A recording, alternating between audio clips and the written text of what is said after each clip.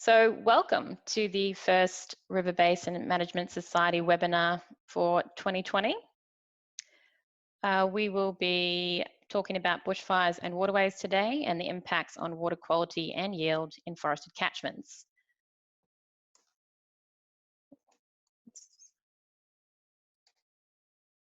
There we go. So your host today is myself, with support from Jess Walker, our Vice President, and Genevieve Smith, our Technical Lead, and our broader committee team. If you'd like to find out a bit more about the committee, you can head to our website on www.rbms.com.au. So I'd like to begin today just with our acknowledgement of country.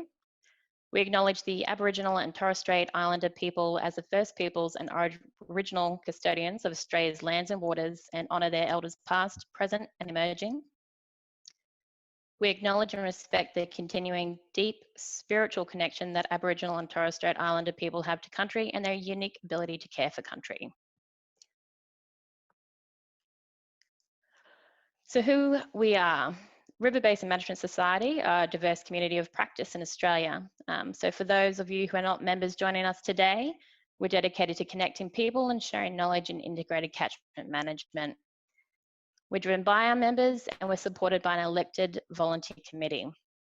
So we invite new members to join us in integrating catchment management for Australia.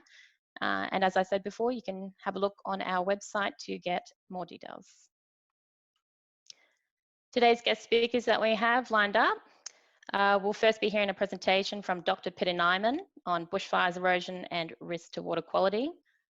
From that, we'll then also hear from Philip Jordan about bushfire impacts on water yield from Victorian catchments, and Rachel Brownstein, the response of the East Gippsland Water to ensuring drinking water supply to local townships during and post bushfire events.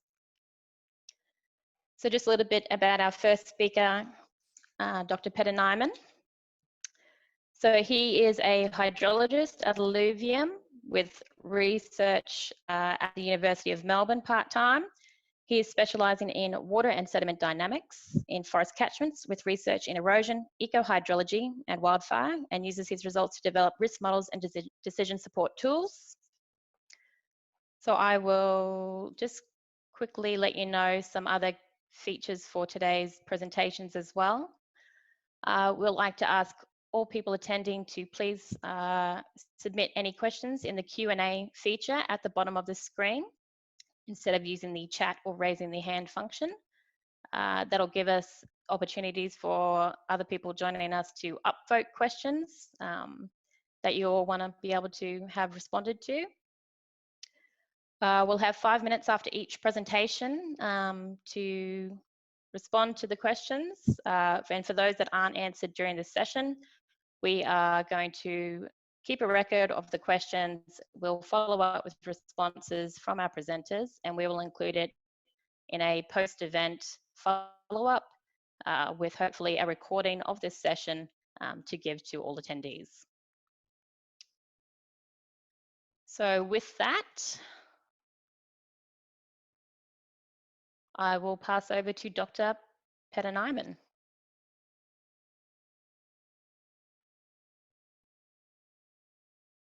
Share my screen.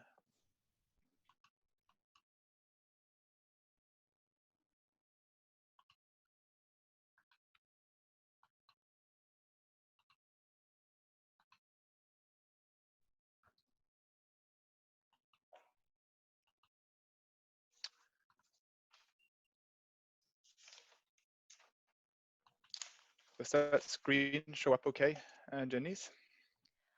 Yes, but we're seeing it. I'm seated in presenter mode.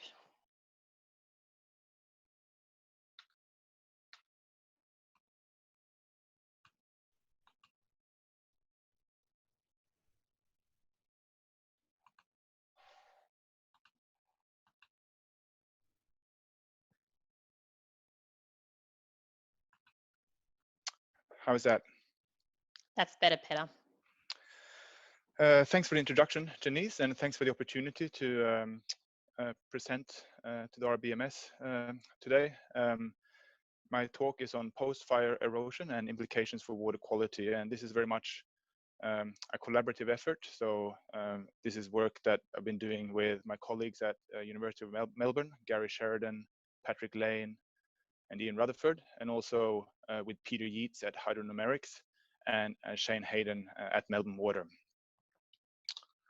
Just a quick outline of the talk. So first I'll be just covering some basics around post-fire erosion processes and the hydroclimatic context around some of the events that we've seen in Southeast Australia over the last decade or so. And then from that, we'll talk about how models can inform catchment management, and using 2 case studies to illustrate how we've used our research and our research utilization to help guide risk assessments and catchment planning. So a lot of the work that we've been doing has been focusing on extreme erosion events. So we find that debris flows, so post-fire debris flows in particular, are the ones that show up in records of events that have large impacts on water quality, whether it being on ecological assets, reservoirs, and sort of direct threats to infrastructure. These large events that happen relatively infrequently, but triggered by intense rainfall, are the ones that really focus on in our modeling and our research. And debris flows sort of stem from a cascade of processes where you begin with I'm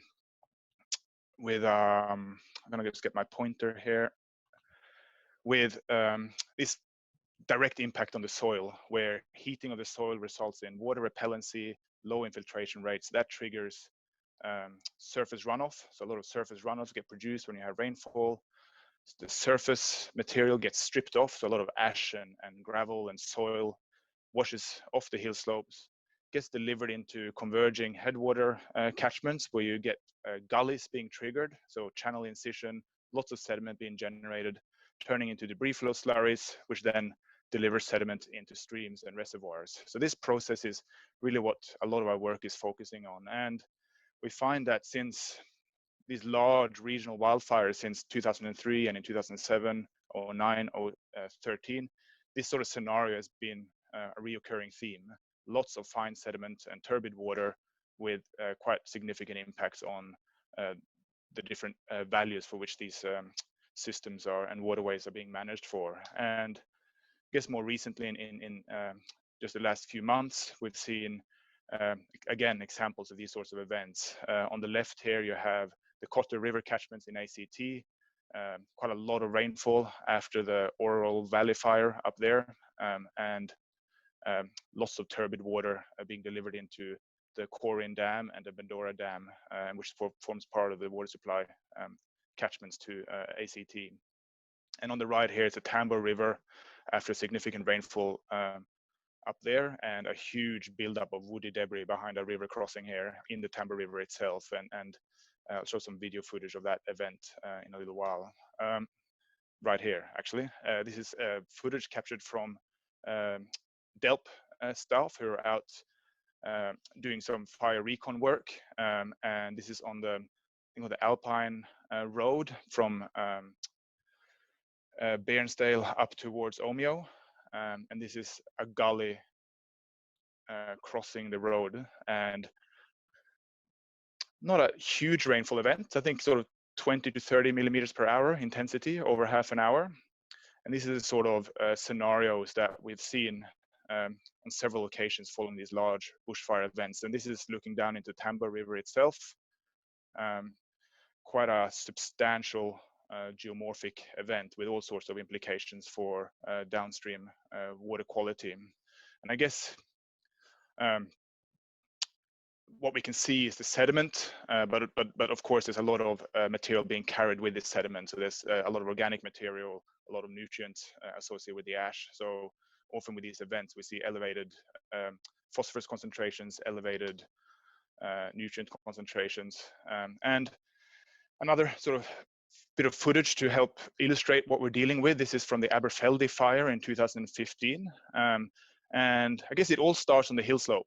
And this is where all that water is being generated, and also where a lot of the sediment is being generated that actually kicks this process off. It's sort of a cascade of processes. So you start off with just a few sort of rills forming, and then as you move down the hill slope, those rills grow and they get more and more stream power and start to push a lot of the ash and sediment down the slope. So here I was fortunate to witness a little bit of this process starting to kick off. The rainfall event wasn't sufficient to really get this debris flow going, but it really gives you some insights into how this process is triggered and the importance of hill slope controls on. This is where I left the catchment.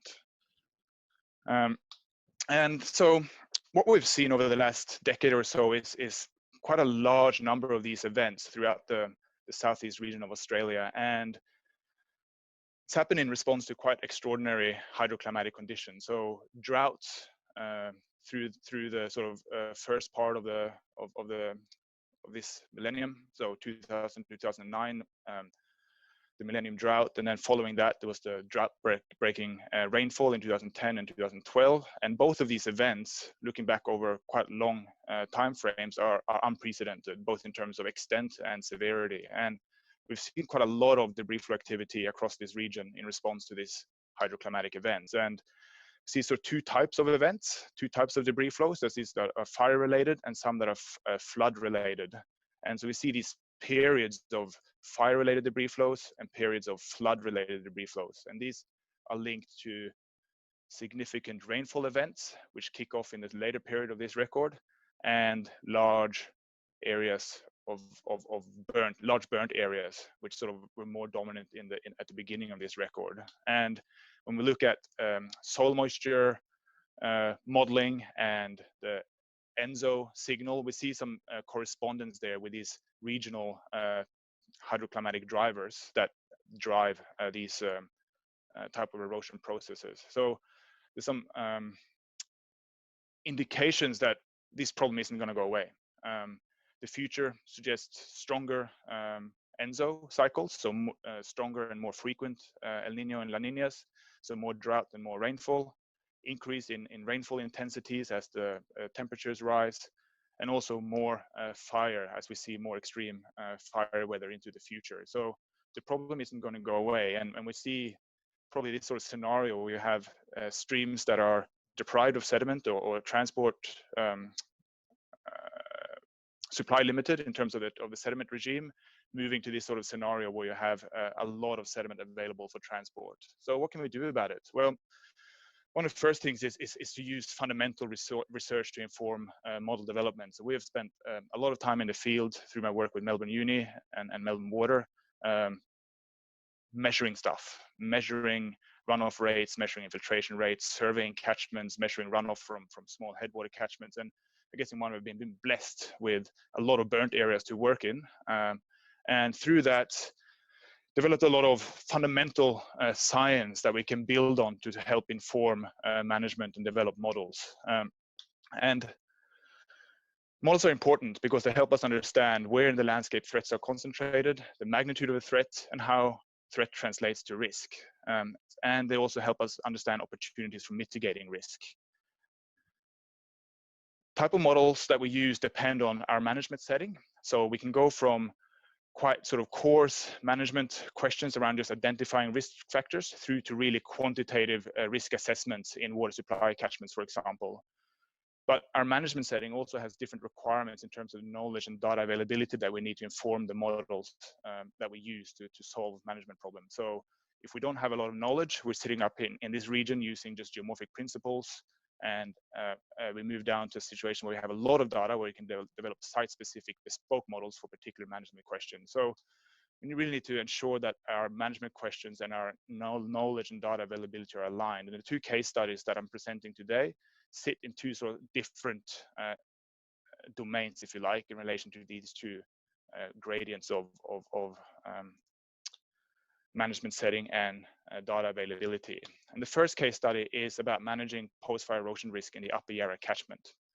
And what we're going to do here is just go through a process where we've developed a model to really understand the probability of a consequence, where what's the probability of the water supply going offline. And to do that, we'd first develop an erosion model where we try to understand the annual exceedance probability for mass of sediment delivered to the reservoir. We couple that with a reservoir hydrodynamics model, which enables us to model how many days of untreatable water will you have at the offtake for a given mass of sediment delivered to the reservoir.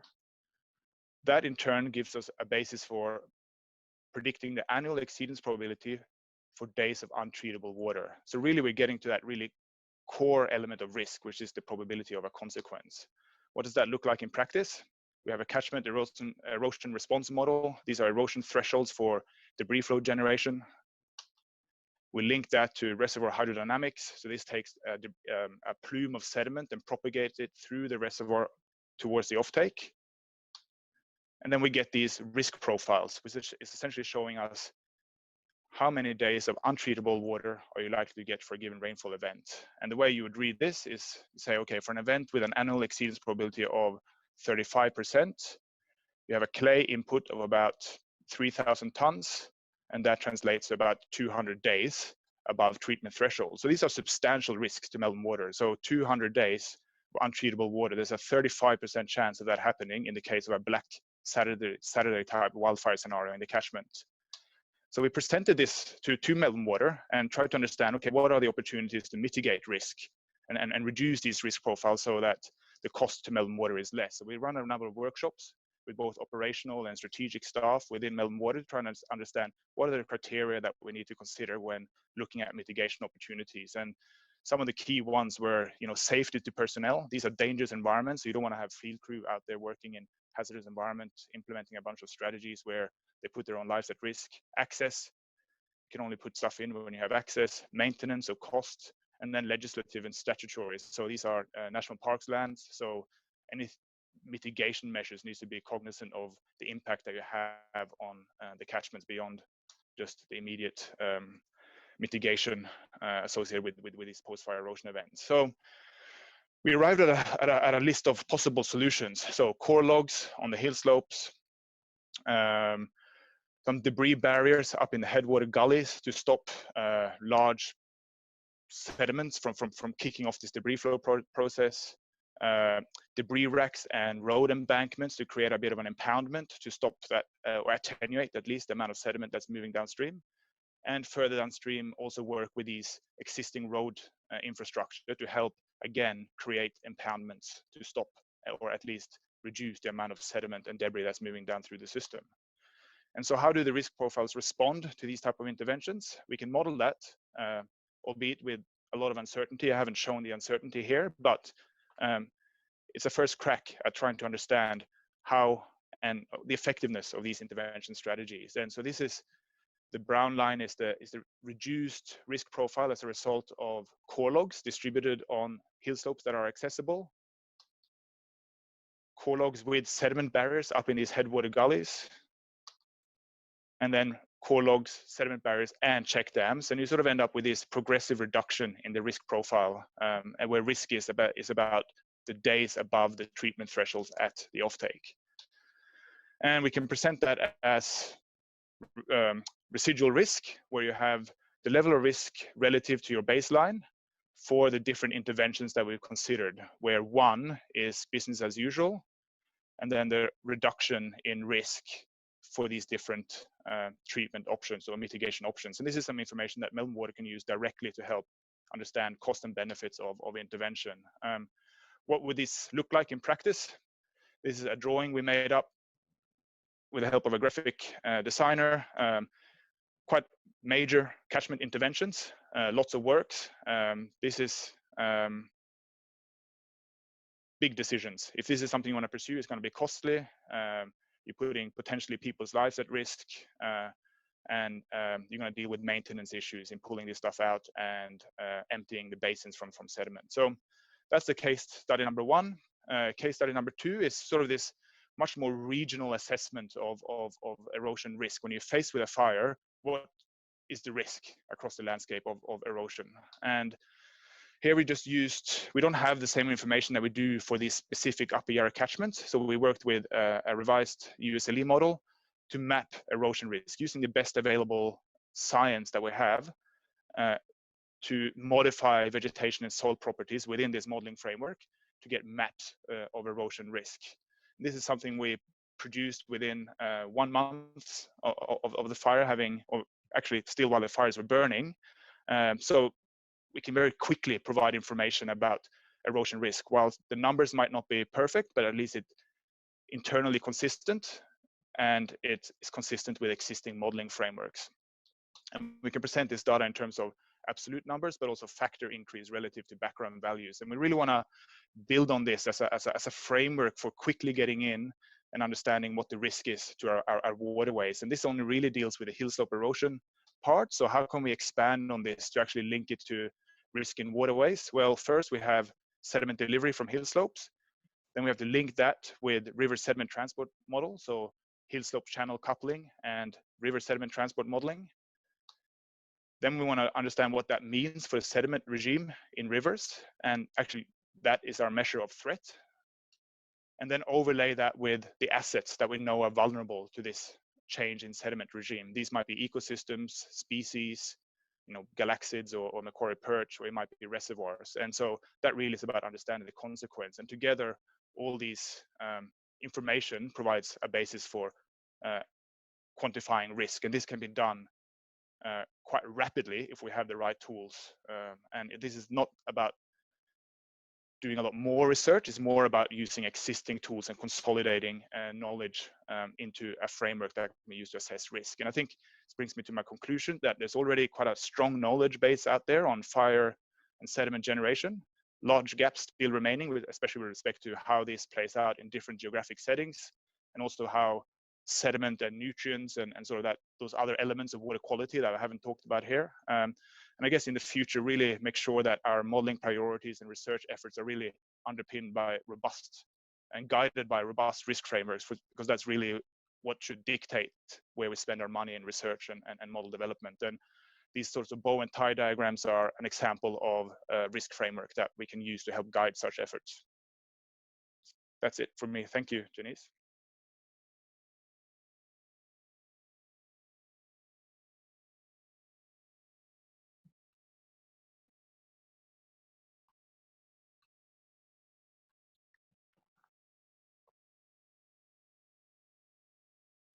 Check I'm unmuted. Thank you so much for that, Petter. That was a really great presentation, and we had some pretty quick questions come up almost as you started speaking. So what we'll do is we'll go have a look what we've got here. So we have, where did it go?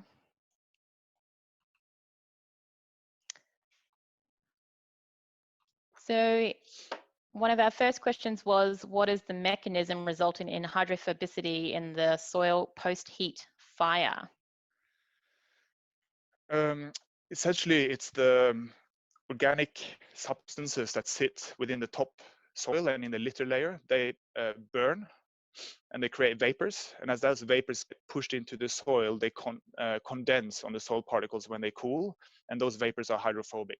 So they're highly, organic compounds that repel water. So it's really about those compounds being released during heating and then condensing on the soil particles. Okay.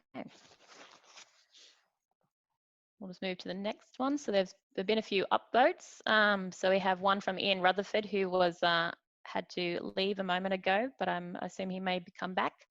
And all our answers will be sent through to the participants after this as well. So he asked, could you comment on whether these debris flow might be a finite process? That is, they occur once under the mechanisms you describe, but then the valley floor will fill so slowly with sediment that they won't happen again for perhaps centuries.